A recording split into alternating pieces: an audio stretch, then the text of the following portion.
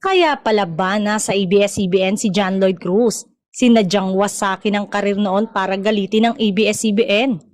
Naging usap-usapan muli sa social media ang say ng aktor na si John Lloyd Cruz na natatanggap lamang ng showbiz comeback kapag under ABS-CBN ang gagawin na proyekto.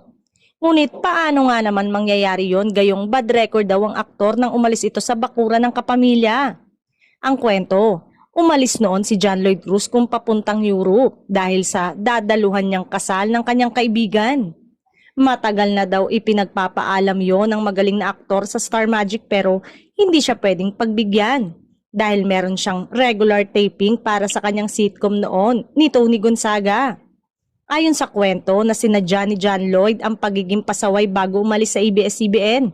Yun lang daw ang alam niyang paraan para makaalis siya.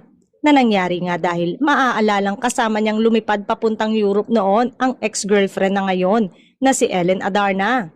Naglabas pa ng opisyal na pahayag ang ABS-CBN na pansamantala lang magpapahinga sa pag-arte ang aktor.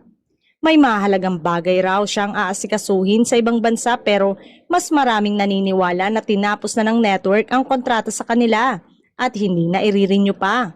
Nakapanghihinayang na karir, dekada ang pinagsakripisyuhan ng aktor para marating niya ang ganong estado. Hindi naman siya naglaro lang.